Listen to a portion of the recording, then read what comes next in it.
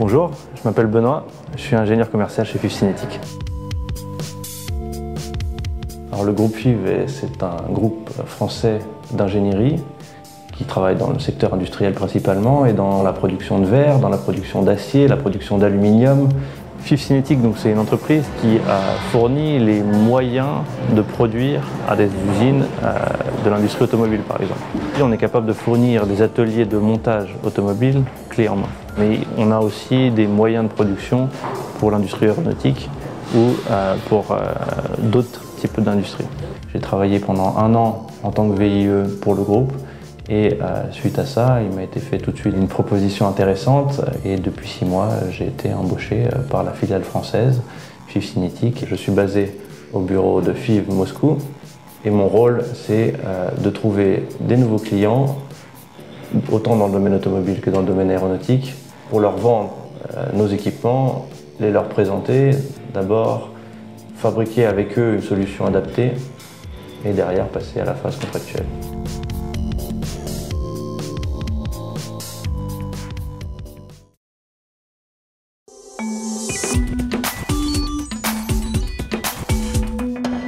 Dans mon quotidien et dans la partie qui concerne la prospection, je suis amené à appeler des clients. En général, premier moment de la journée, on appelle les clients qui se trouvent très à l'est à cause du décalage horaire. Il y a plus de 6 heures de décalage horaire avec Comsomol-sur-Amour ou avec Oulin-Oudé. C'est les premiers le matin qu'on appelle pour avoir des nouvelles. On leur présente les équipements cinétiques qui pourraient répondre à leurs besoins. Mais on est aussi amené à leur demander ce qui se passe pour faire de la veille économique, savoir quels sont les investissements qu'ils prévoient, quand est-ce qu'ils prévoient d'investir, sur quel type de matériaux et de matériel ils veulent investir. Et toutes ces informations, ensuite, on transmet en France. Dans un deuxième temps, j'écris systématiquement un mail pour confirmer l'appel téléphonique qui a été passé, rappeler les différents points qui ont été évoqués. On essaye à ce moment-là, dès qu'on a, nous, un premier élément de réponse à fournir au client, d'organiser une rencontre. J'ai défini avec le client le périmètre technique précis qu'il attend.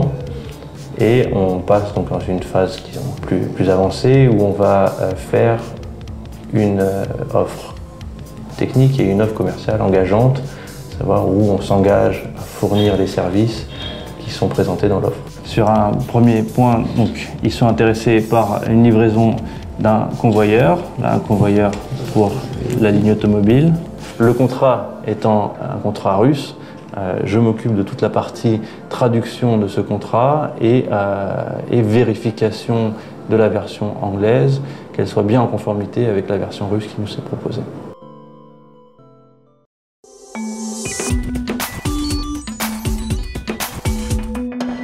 Alors pour une personne de mon âge, je pense que l'intérêt du travail est aussi d'avoir un certain nombre de responsabilités. J'ai effectivement mon mot à dire et ma part de responsabilité concernant ce que j'ai pu insuffler dans le projet. C'est enrichissant d'avoir des contacts différents, de se faire une idée, disons, des endroits qu'on aime bien, des endroits qu'on aime moins, ouvrir son esprit, parce que d'une manière générale, la plupart des gens sont intéressants.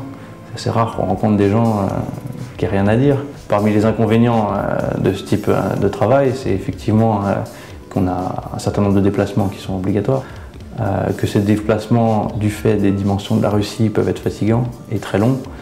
On peut avoir des travaux répétitifs, type traduction et tout ça, mais d'une manière générale, le métier permet d'avoir une bonne diversité. Alors que, oui, il y a de la traduction, oui, il y a des appels téléphoniques, il y a des mailings, il y a des inscriptions, des participations à des salons, des voyages, enfin, qu'est-ce qu'on peut demander de plus?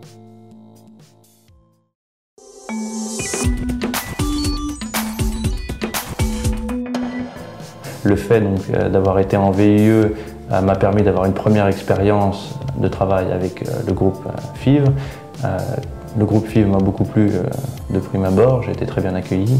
D'autre part, le groupe a beaucoup de points forts, à savoir en particulier au bureau de Moscou, j'ai fait connaissance avec une équipe formidable qui m'a énormément plu et avec qui je continue à travailler avec grand plaisir.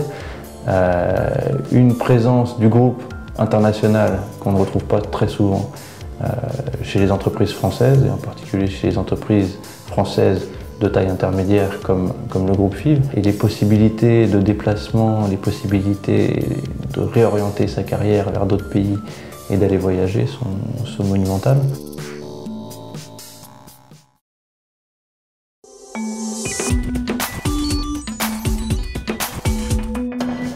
Pour devenir ingénieur commercial, bon, il est nécessaire d'être capable de discuter avec des gens. Ça va pas avoir peur du contact avec le client, même si c'est des gens qu'on ne connaît pas de prime abord. L'offre parle d'elle-même.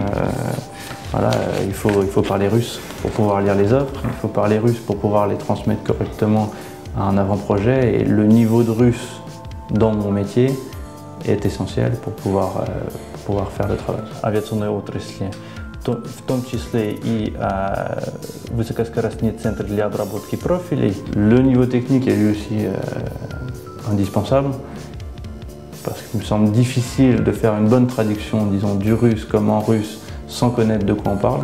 Et quoi qu'il arrive, pour faire une présentation au client correcte des équipements qu'on produit, il faut avoir une bonne connaissance du fonctionnement de ces équipements. Et donc il faut avoir une bonne base technique.